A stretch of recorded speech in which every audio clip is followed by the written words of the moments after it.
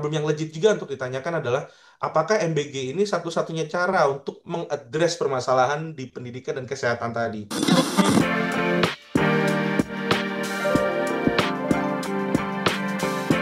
Hai sahabat TCID, kalian sedang mendengarkan podcast Suara Akademia.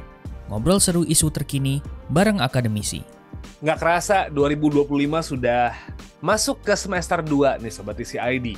There's a lot of things happen di 6 bulan pertama begitu ya. Kalau misalnya ngelihat sosial media gitu, banyak banget hal-hal yang disorot. Salah satunya kalau kita ngambil dari konteks lokal adalah pemberitaan mengenai program makan bergizi gratis. Ini kan program yang memang sudah dijanjikan oleh Presiden dan Wakil Presiden Republik Indonesia, yaitu Pak Prabowo Subianto dan juga Gibran Rakabuming Raka untuk dilaksanakan di era pemerintahannya, begitu ya. Kick off di late December, early January 2025, begitu. Dan ini program sudah berjalan selama 6 bulan. Kalau misalnya Sobat TCID ingat gitu ya, dari awal pelaksanaan program sampai belakangan gitu 1-2 minggu terakhir pemberitaan soal makan bergizi gratis itu selalu muncul begitu. Yang terakhir ngomongin soal food tray itu jadi sorotan begitu ya soal MBG ini, dan sepertinya akan selalu menjadi sorotan karena ini adalah salah satu program flagship belum tanda petik yang dilakukan oleh pemerintahan Pak Prabowo dan juga Gibran. So for this episode di Suara Akademia kali ini kita bakal ngebahas soal bagaimana MBG ini berjalan selama 6 bulan, begitu ya, satu semester ini, mendekati tahun ajaran baru pula, begitu, and what kind of improvement yang bisa dilakukan untuk membuat program ini menjadi lebih baik lagi ke depannya. And for this episode, kita bakal ngobrol bareng sama Mas Riyandi Laksono, beliau adalah peneliti dari CSIS. Ini emang kayak sering banget ngobrol sama beberapa peneliti CSIS gitu. So, yeah, welcome. Halo Mas Riyandi, apa kabar Mas? Halo Mas Syarif, kabar baik. Terima kasih sudah diundang ke podcast ini ya. Ya, ini seru banget nih Mas Riyandi buat ngobrolin topik ini karena kayaknya pemberitaannya selama 6 bulan kan nggak pernah stop ya gitu. Selalu ada aja isu soal hal ini. By the way Mas Riyandi, kalau ngelihat pemberitaan soal makan bergizi gratis selama 6 bulan terakhir nih Mas, what do you think about this program gitu? Eh, yang saya rasakan menurut saya ya, MBG ini wajar jadi atensi publik karena Hmm, dua hal. Pertama, seperti yang Mas Syarif bilang tadi, ini menyedot dana cukup besar. Yang tadinya 71 triliun, ini direncanakan mungkin akan naik 171 triliun. ya, Dan gara-gara program ini dinaikkan anggarannya, pemerintah harus merealokasi hmm, APBN, ditarik budget-budgetnya dari anggaran rapat, dari anggaran ya, belanja infrastruktur, belanja modal yang lain ditarik. Bahkan waktu itu kabarnya kita sampai dengar tuh eh, teman-teman kita di kementerian pakai liftnya harus gantian waktu itu ya, dan nggak bisa pakai air. Alhamdulillah sekarang udah balik normal sepertinya. hmm, Dan blokir anggaran juga udah mulai dibuka. Tetapi let me illustrate how significant the reallocation is. Karena hmm. ini ngaruh ke MBG. Realokasinya itu 320 triliun, Mas. Oke, Sekitar 300 sampai 320 triliun. Realisasinya mungkin nggak sampai 320 ya, menurut laporan Bu Sri Mulyani waktu rapat dengan Banggar DPR. hmm, Tetapi kira-kira segitu. Dan ini dialokasikan mainly untuk MBG dan juga suntikan untuk Danantara, juga untuk koperasi, koperasi Desa Merah Putih hmm, later on. Uh, jadi ini wajar menjadi atensi publik karena besarnya anggaran dan upaya yang dilakukan untuk mendapatkan anggaran itu yang harus mengorbankan banyak hal. ya, Begitu. Nah, so far implementasinya seperti ini. Pemerintah itu menargetkan uh, anggaran yaitu sebesar tadi ya 71 triliun sampai hmm, 171 triliun yang sudah dinaikkan, tetapi serapannya baru 5 triliun di hmm, semester satu ini. ya, Jauh banget, ya, jauhnya kebangetan. Pakai atas dasar apapun ini jauhnya terlalu jauh gitu ya. 5 triliun gitu. Dan penerima manfaatnya itu yang tercover baru kurang dari 6 juta. 5 sampai 6 juta katakanlah. oke, Petokin aja 6 juta. Targetnya ini bahkan mencapai 18 juta harusnya. hmm, Yang extended versionnya mencapai 83 juta, 82,9 juta to be ya, particularly specific, right? Sementara SPPG-nya sampai sekarang itu baru kurang dari 2.000 SPPG gitu. Oke. Targetnya 30.000. Nah, jadi kebayang betapa jauhnya. Dan itu setahun, Mas, bukan 5 tahun. Ya, Bukan 5 tahun Prabowo, itu ya. setahun. Kita udah di Oke. bulan Juni, ya Hmm. kan? Nah, jadi betapa jauhnya MBG ini dari target. Ini kenapa MBG menjadi pusat perhatian. Dan tapi kalau kita mau fair berbicara, wajar MBG ini sangat jauh di bawah target. Karena MBG ini dilaksanakan oleh institusi yang baru, yaitu BGN, Mhm. Badan Gizi Nasional. Badan yang baru itu butuh anggarannya, gitu kan? Butuh Betul, anggaran betul. baru, nomenklatur baru. Dan yang paling penting adalah mereka belum belum pernah punya channel of spending. Kalau Oh, belanja infrastruktur di PUPR misalkan, ya, belanja gaji gitu di tiap kementerian, belanja rapat, artinya adalah channel of spending ini kementerian tuh udah biasa punya rekanan hotel misalkan, ya, sudah biasa punya rekanan agent gitu untuk ngurusin meetingnya dan segala macam, dan juga Kemen PUPR udah biasa punya eh, apa namanya perusahaan konstruksi, ya. ya kan? Betul. Sudah punya apa namanya channel, udah punya eh, pola begitu untuk mengeluarkan uangnya. Sementara BGN belum. Mhm. BGN belum. Jadi wajar kalau mereka masih mencari bentuknya. Ya, Yang menjadi permasalahan adalah fiskalnya sudah diambil 300 triliun, tapi ya. duitnya belum di-spend. Jadi kita Mhm. melihat kontraksi di data kuartal pertama dalam pertumbuhan ekonomi kita itu pengelolaan pemerintahnya terkontraksi. Ya Ya. kan? Harusnya di saat ekonomi susah karena global lagi nggak certain seperti sekarang, di mana investor menahan investasinya, konsumen menahan konsumsinya, harusnya fiskal jadi shock absorber yang berkali-kali diulang sama Bu Menteri. Iya. Tapi karena program flagship pemerintahan Prabowo dan Gibran ini memang butuh pembelajaran, jadi ini dananya nggak bisa keluar. Jadi in reality, realokasi ini terasanya seperti pemotongan anggaran karena belum dikeluarin. Oke. Itu. Nah, once ini dikeluarin jadinya normal lagi. Tetapi itu yang kita tunggu sebenarnya. Nah, ini adalah cerita kenapa orang attentionnya semua di sini. Dan ini adalah salah satu strategi utama pemerintahan Prabowo Gibran untuk mendorong perekonomian. Jadi, uh, ini another karakteristik of MBG adalah ini punya multiple dimension. Ya. Ini nggak hanya program kesehatan, nggak hanya program nutrisi anak, tapi juga program pertumbuhan ekonomi dan kemiskinan. Nanti saya ceritain kenapa dimension yang berbeda ini mempengaruhi cara deliverynya juga, gitu. Oke. Oke. Nah, jadi menarik kalau misalnya kita akhirnya tarik soal MBG ini ke apa ya? Kebijakan publik gitu, Mas Riyandi.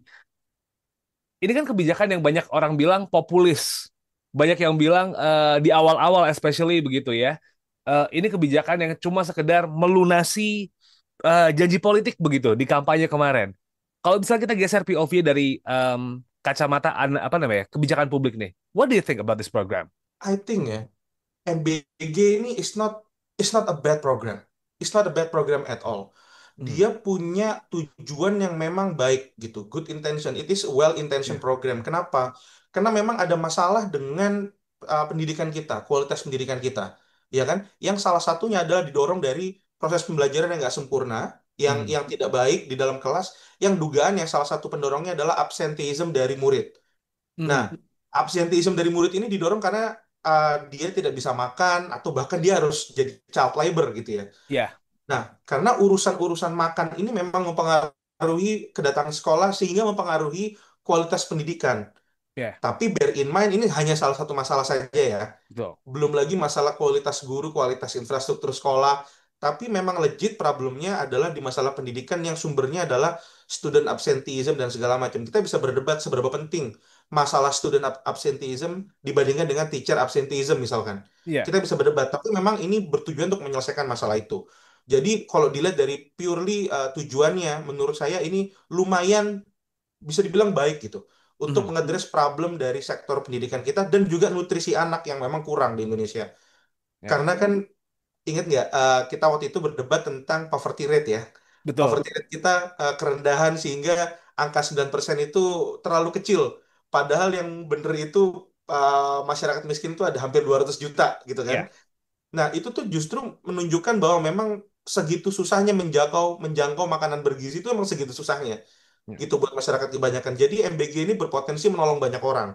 Problemnya adalah, problem yang legit juga untuk ditanyakan adalah apakah MBG ini satu-satunya cara untuk mengadres permasalahan di pendidikan dan kesehatan tadi. Ya.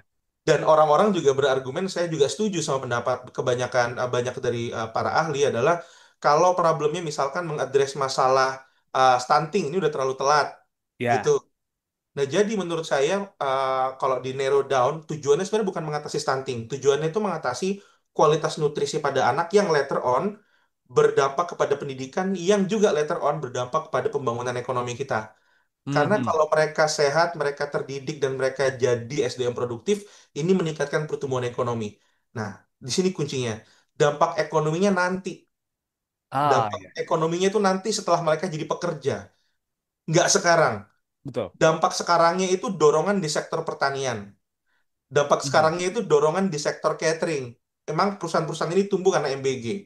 Tetapi jangan lupa, MBG ini hidup karena didanai dari efisiensi. Ya. Itu paling sering orang lupa. Dan argumennya pemerintah menurut saya terlalu menyederhanakan permasalahan. Jadi kalau misalkan duitnya dari langit atau duitnya tambahan surplus APBN, itu memang sektor pertanian terdorong, catering terdorong, pertumbuhan ekonomi terangkat. Ya. Masalahnya adalah 100 triliun tambahannya untuk MBG, ya, itu didapatkan dari mengurangi budget untuk infrastruktur dan ngurangin budget untuk belanja anggaran untuk rapat yang mana memukul tourism. Ya. Nah, jadi itu harus dikompensate gitu. Itu harus dihitung juga dampak negatifnya ke satu sektor untuk yang lain gitu. Di situ big caveatnya menurut saya. Mhm. Dan menurut saya populismenya adalah fakta bahwa untuk menangani pendidikan dan kesehatan harus pakai in-kind program. Ini kan in-kind. Ya. Ya kan, ini kan in-kind. Alternatifnya sebenarnya ada cash transfer, right? Hmm. Tapi kalau cash transfer kita nggak bisa datang dan menseremonikan itu. Ya gitu. Itu Betul. kenapa MBG ini dianggap populis. Tapi saya rasa itu fokus kritiknya. Tetapi memang MBG ini ada untuk menyelesaikan masalah yang memang ada di dalam society kita. Masalah tata kelola anggaran juga menjadi problem nih, Mas Riyandi begitu ya, selama 6 bulan terakhir Banget, begitu. Ada banget. yang bilang bahwa kayak ini uangnya banyak, lari kemana aja karena nggak semua sekolah dapat. Tapi tadi Mas Riyadi udah mention bahwa yang keluar aja dananya masih kecil banget gitu serapannya 6 bulan. Terus juga targetnya masih kecil banget. Nah, kalau Mas Riyadi sendiri ngelihat, kenapa itu bisa kejadian nih Mas? Tata kelola yang anggaran ini, apakah memang belum siapkah menjalankan program dengan target yang setahun itu atau ada masalah lain sih sebenarnya? Saya melihat ada dua problem utama di masalah penyaluran anggaran ini. Masalah pertama adalah ini memang institusinya baru, yaitu BGN. Hmm, Mereka butuh waktu untuk adaptasi, mencari spending, dan ini mereka bikin koneksinya memang dari awal lagi. Tapi memang institusi yang baru butuh waktu untuk belajar mengeluarkan anggaran. Jadi ya, ngeluarin anggaran itu nggak gampang. Itu punya duit itu satu hal, tapi mengeluarkan duit itu another thing. Nah, jadi problem pertama adalah BGN ini institusi baru, institusi baru. Kedua, problemnya adalah yang menurut pembacaan saya dan bertanya dengan beberapa teman-teman di PNS gitu ya. Memang problemnya adalah MBG ini terlalu sentralistik pengeluaran anggarannya. mhm, Dan saya setuju sama pandangan ini. Dan ini udah dikemukakan oleh beberapa lembaga yang lain, contohnya KISDI misalkan. Jadi ini penting karena gini, kalau budget semua dikeluarkan oleh pemerintah pusat, disbursementnya lebih lama. ya, Tapi kalau didesentralisasi ke daerah, mungkin ada peluang lebih cepat. mhm, Gitu. Contohnya adalah seperti Koperasi Desa Merah Putih. Mereka kan mau kayak bikin dana desa ini sebagai kolateral, gitu kan? ya, Di dana desa sebagai kolateral. Nah, kita bisa contoh itu dan spendingnya bisa dikeluarkan oleh Pemda saja. Yang ngatur nanti Pemda, quality controlnya diatur Pemda, itu disbursementnya bisa lebih cepat dari sekarang menurut beberapa pandangan dan saya sangat setuju dengan itu. Kalau masalahnya adalah disbursement, oke? mhm, Kalau masalahnya ada disbursement, itu problemnya di situ, sepemahaman saya. Tapi lebih lebih filosofis dari itu adalah kita harus tanyain lagi, MBG ini program apa? MBG ini program apa? Program untuk menyelesaikan masalah nutrisi dan kesehatan kah? Atau program pengentasan kemiskinan dan pertumbuhan ekonomi? Kalau ini program ya kan, kalau program kemiskinan dan pertumbuhan ekonomi, wajar memang disbursementnya harus cepat. ya, Karena diharapkan numbuhin ekonomi sekarang, menciptakan lapangan kerja sekarang, dan mengentaskan kemiskinan sekarang. Karena problemnya adanya sekarang. Oke? mhm, Kalau fokusnya ke nutrisi dan kesehatan, nggak perlu buru-buru, Mas. Iya, Karena dampak nutrisi dan kesehatan itu nanti setelah mereka jadi pekerja, atau nanti ketika mereka ngelamar ke SMP atau SMA, atau nanti ketika mereka dites nilainya gitu. iya. Jadi dampaknya later on, jadi nggak perlu terburu-buru. Sambil kita nggak terburu-buru, sambil kita memastikan gizinya benar, dapurnya higienis, dan lain sebagainya, dan nggak perlu menarik uang berlebihan dari sektor lain. Oke. Karena kan dampaknya kan jadinya jelek kalau misalkan orang lain terkontraksi, sorry, sektor lain terkontraksi, Hah? MBG-nya mau di-fullin gitu kan. Oh, Jadi iya. menurut saya kegamangan pemerintah melihat MBG ini berdampak terhadap implementasi program itu di lapangan Iya. gitu. Justru kalau program kesehatan sama nutrisi nggak buru-buru itu justru lebih baik, Iya, ya kan? Karena betul betul. memastikan gizi bahan makanan itu susah banget loh. Perlu Yes. dimonitor supaya nggak beracun gitu kan, supaya nggak nyebabin apa namanya orang-orang itu keracunan makanan kan itu masalahnya kita sekarang ya kan. Yes. Itu So, artinya pemerintah kudu clear dong nih Mas Riyandi. Kalau kita ngomong soal evaluasi, at least ya namanya program pasti perlu ada evaluasi ya. Ini MBG iya. ini arahnya kemana nih gitu? Apakah memang mau pertumbuhan ekonomi supaya akhirnya pertumbuhan kita bisa stabil dan nggak dalam situasi yang deg-degan, atau memang program untuk memastikan apa ya, program kesehatan itu tadi nih Mas? Pemerintah kudu clear di situ dong artinya sekarang. Betul, betul banget. Menurut saya pemerintah itu belum berhasil mendefinisikan dirinya dengan MBG ini. Menurut saya di Oke. situ. Kenapa? Well, ini nggak berarti bahwa kamu nggak boleh mengejar pertumbuhan ekonomi dan pengentasan kemiskinan sambil ngerjain MBG. Nggak begitu. Iya, Masalahnya adalah kalau kita percaya bahwa MBG ini bisa menyelesaikan kemiskinan dan pertumbuhan dalam waktu dekat, jadinya kita melakukan MBG at all cost. Itu yang jadi masalah. iya. At all cost-nya itu yang jadi masalah. Nah, yang jadi masalahnya juga adalah selain at all cost, cost-nya ini diambil dari sektor lain. Itu yang jadi masalah. Oke.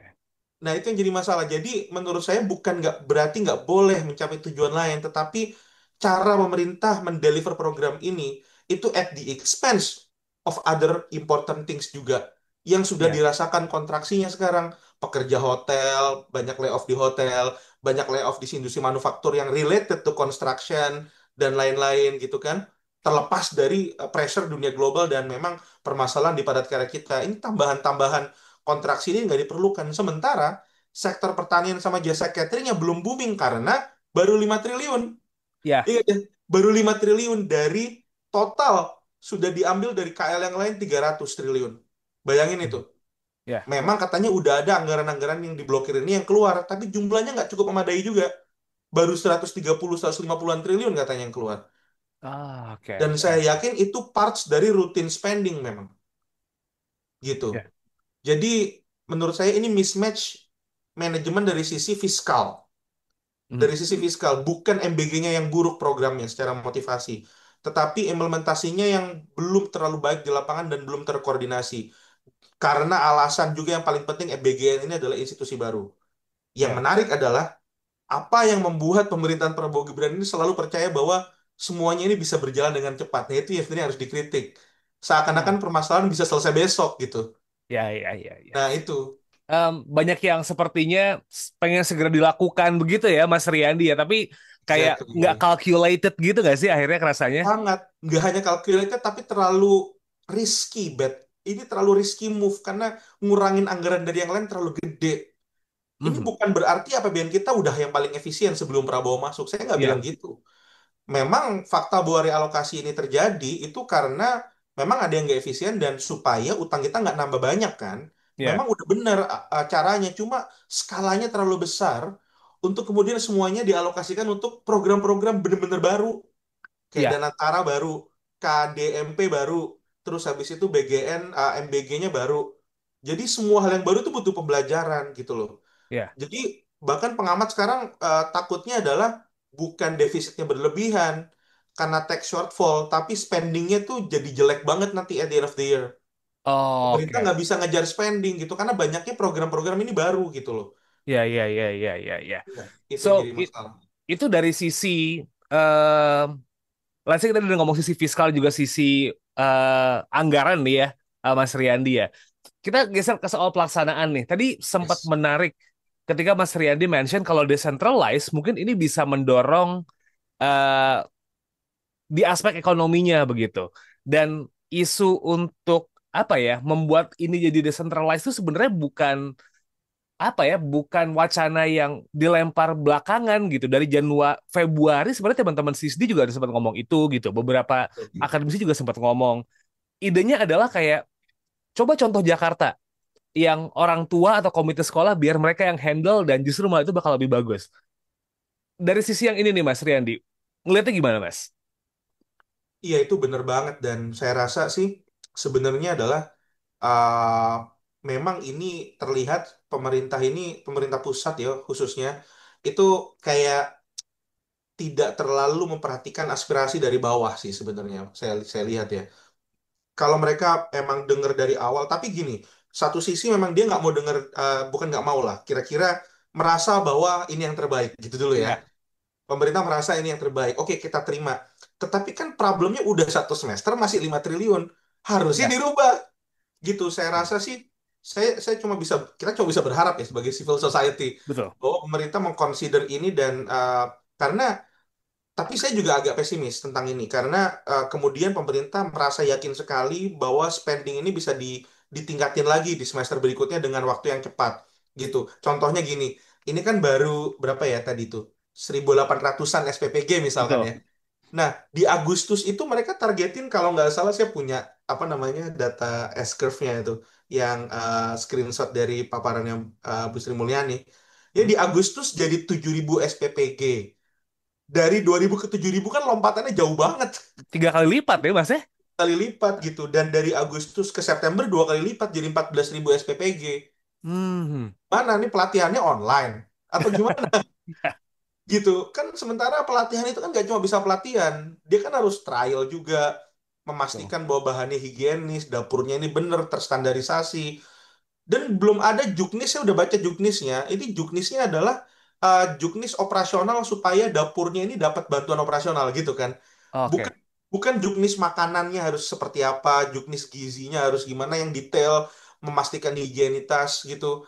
Saya baca juknisnya, ini cuma mention bahwa WHO standarnya begini, tapi nggak bener-bener dibikin flowchartnya gitu misalkan. Oke.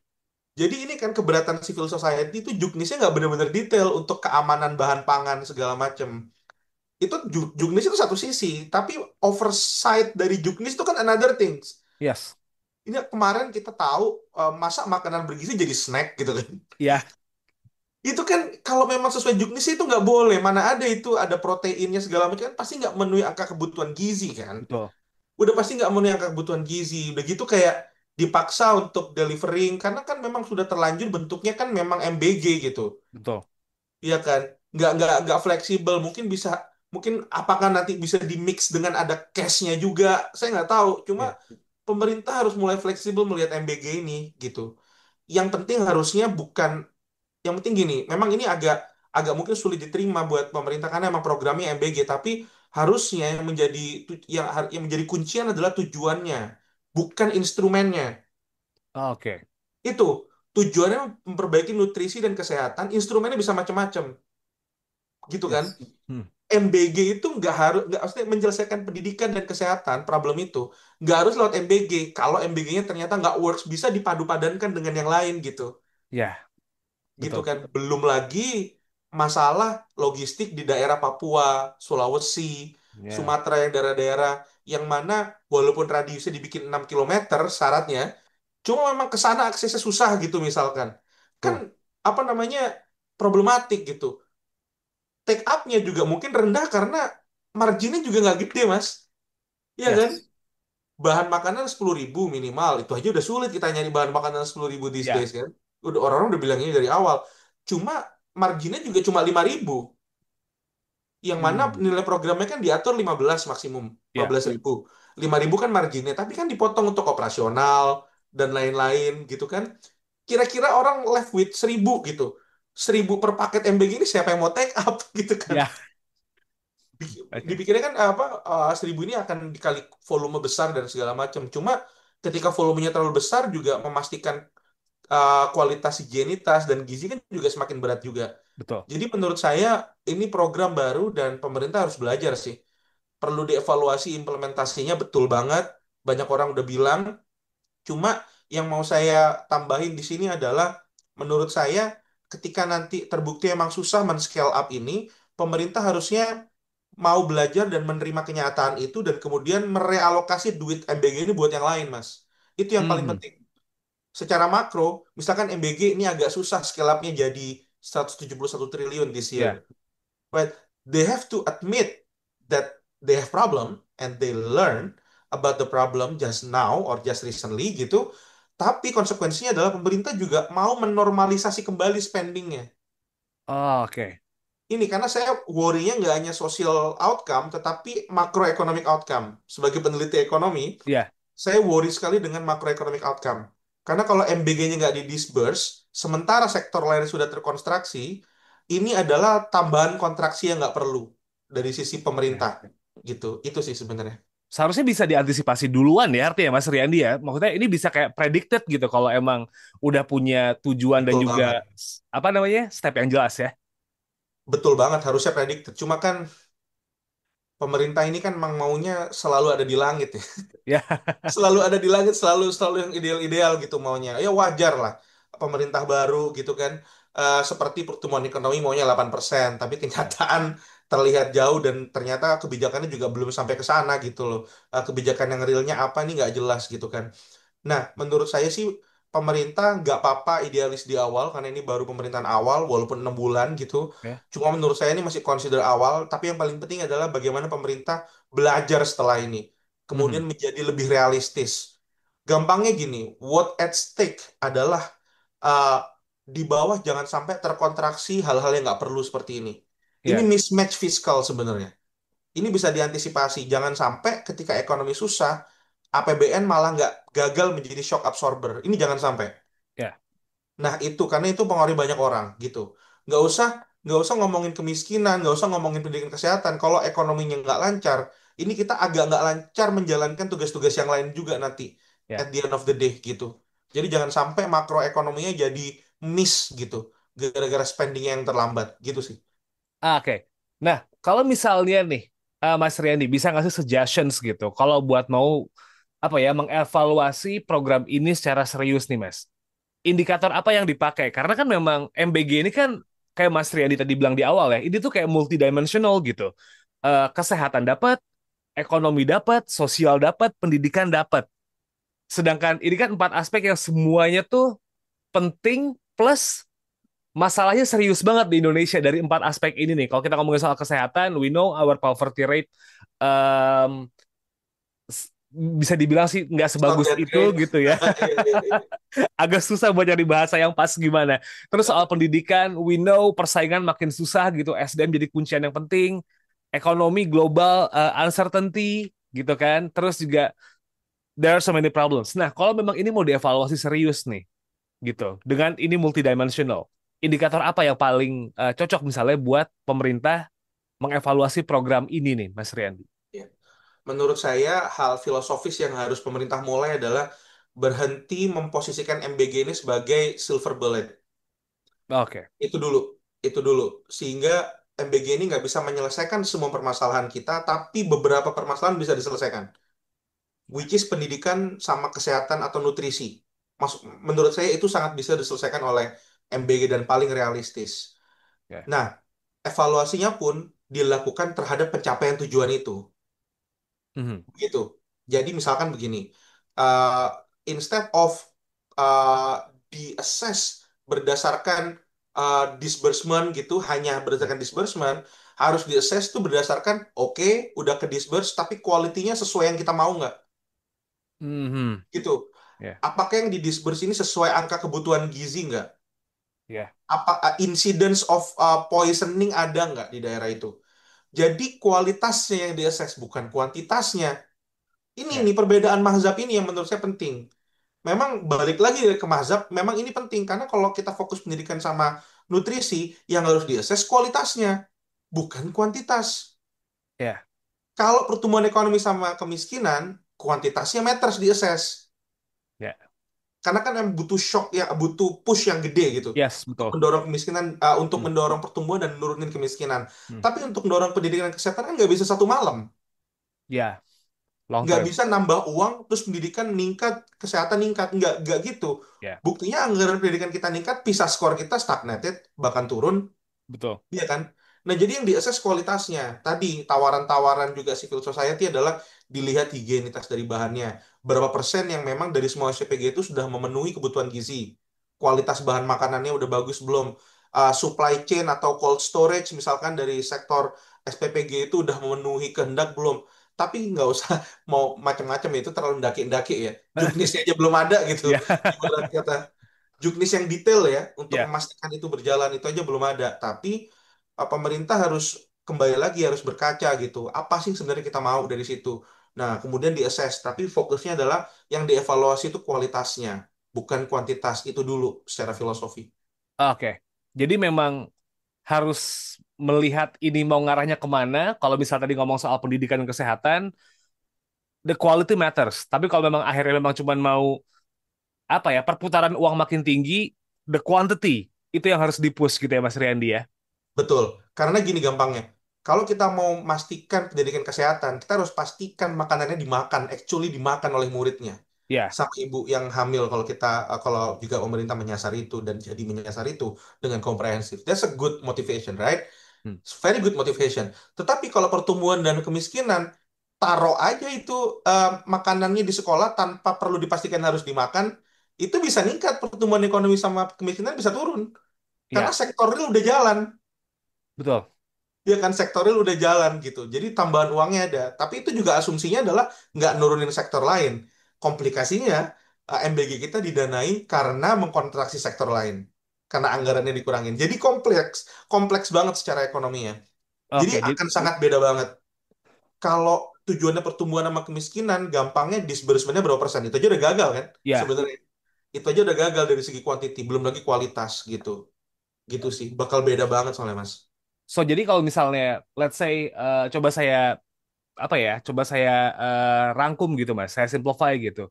Tujuannya diperjelas mau arahnya kemana gitu dan bener-bener strict ke sana.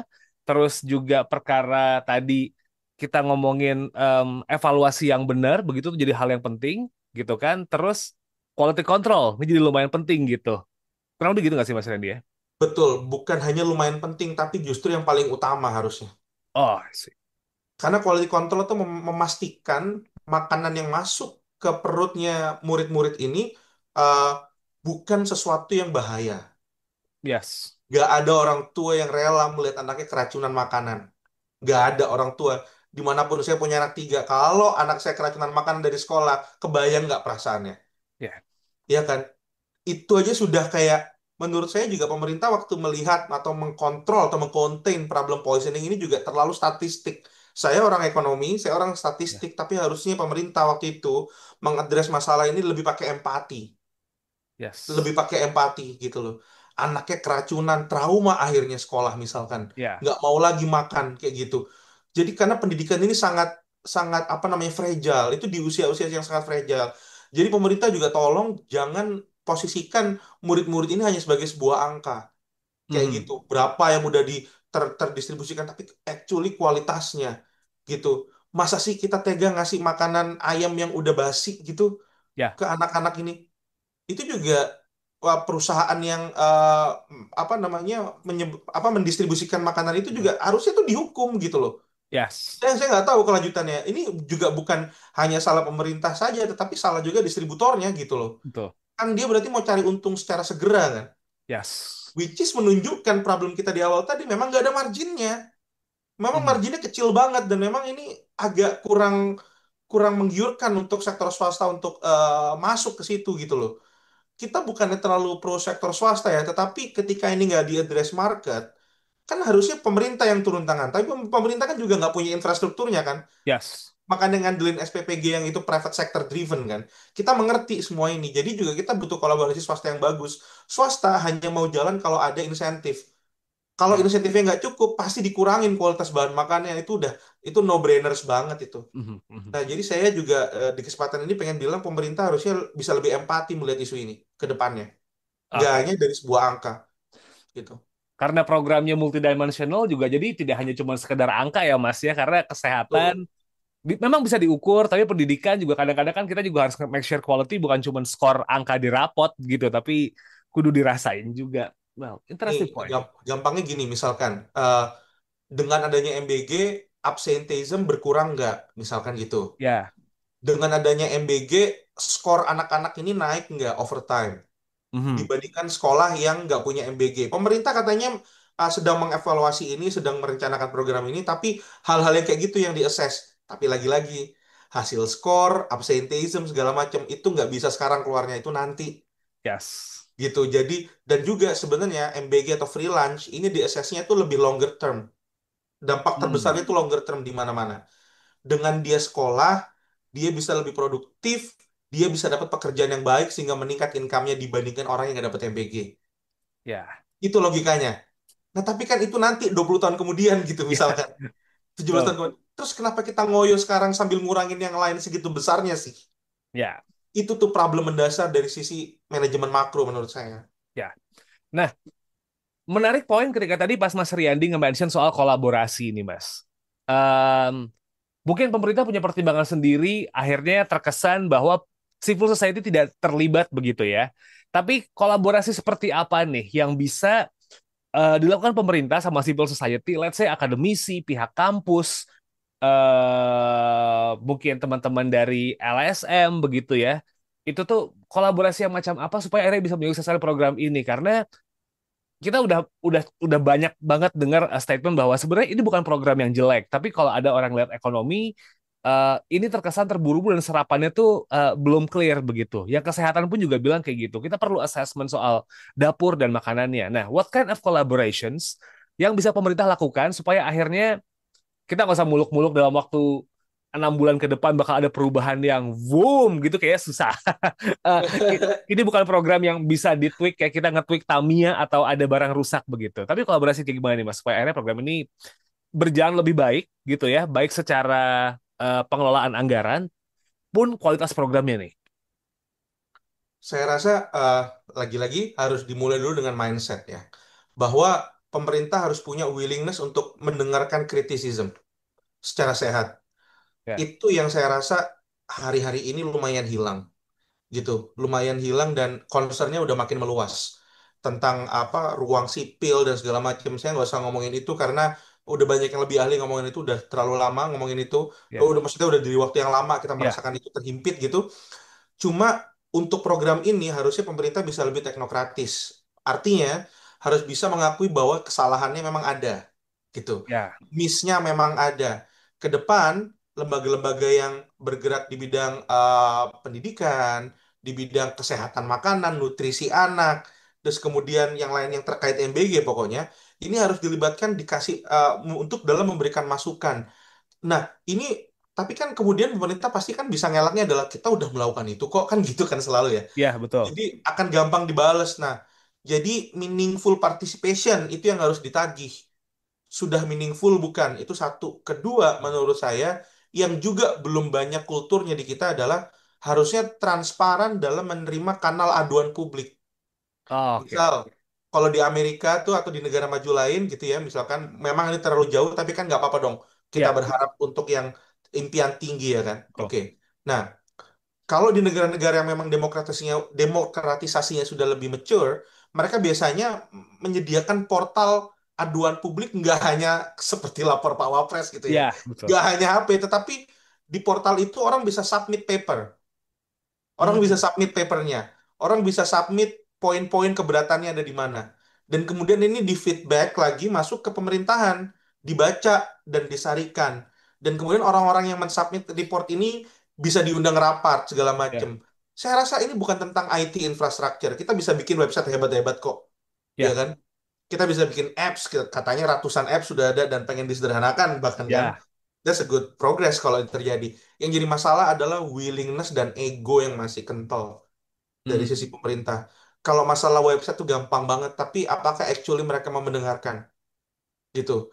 Nah, saya rasa itu yang harus dirubah mental bahwa nggak selamanya pemerintah tahu lebih baik daripada yang ada di akar rumput. Itu dulu.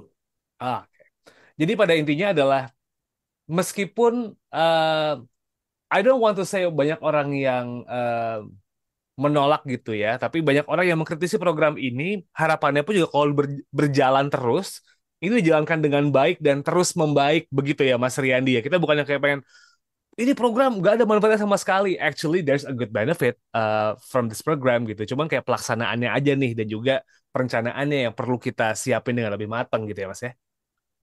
Iya, saya juga pengen menawarkan view yang lain ya. Jadi pemerintah instead of melihat bahwa ini kritik orang-orang kok banyak banget sih, kok nggak suka banget, enggak. Ah, Justru adalah fakta bahwa program ini dikritik, berarti program ini matters. ya, Itu loh. Pemerintah harus sadar, fakta bahwa mereka dikritik, berarti program ini tuh might have a chance gitu loh. mhm, Hanya saja ini nggak go in the right direction.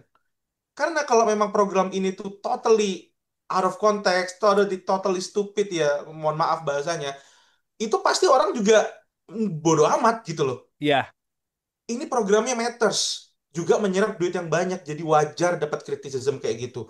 Justru karena program ini matters, pemerintah nggak boleh nyerah untuk mendengarkan ya suara-suara yang ada di luar sana untuk memperbaiki program itu. Karena I generally thinks gitu, kalau MBG ini bisa jadi success story kalau dilakuin dengan benar. ya, Intinya adalah nggak boleh miss dalam manajemen dan nggak boleh dilakukan serampangan or at all cost gitu loh. mhm, Jadi di situ lagi-lagi ya fakta bahwa ini dikritikin menunjukkan bahwa program ini sebenarnya matters. Jadi ya. tolong dirubah perspektifnya gitu. Oke. Menarik untuk membahas makan bergizi gratis ini. Kita berharap ada perbaikan for sure gitu. Kalaupun memang nggak bisa langsung berubah secara sekejap, meskipun targetnya pengennya bisa doublingnya cepet deh gitu ya. Tapi em, kita Bahkan pemerintah pengen 8% tahun ini gitu. nah Dulu awal-awal. targetnya memang gede banget gitu ya. Tapi kalau misalnya ngelihat band yang baru mau comeback tour gitu, Oasis ya little by little lah ada perubahan. Bagus tuh. Bagus banget. Sayangnya nggak mampir ke negara kita ya. Iya, kudu ke Australia atau Jepang sih kita kalau mau nonton itu Betul. Mas Saya Rian. malah udah nggak di Australia lagi nih. Harusnya masih di sana untuk Oasis. Itu pas banget sih kalau nonton di sana sih Mas. Anyway, um, ini jadi pertanyaan terakhir Mas Oke. dari aku nih gitu. Kita udah bahas semuanya. We can agree bahwa program ini tuh actually have a good intentions gitu ya. Cuman Ah, pelaksanaan yang memang kita butuh. Uh, Perbaikan dan juga mungkin there's always a room for improvement. Mas Redi udah nyampein banyak hal gitu soal MBG ini. Is there anything yang mungkin pengen disampaikan lagi kah Mas mengenai program ini ke stakeholders atau mungkin ke sobat TCID yang dengerin ini dan mungkin sempat kayak ngerasa gregetan gitu sama nih program. Kok kayaknya harusnya di-tweak tapi nggak di-tweak-tweak gitu ya.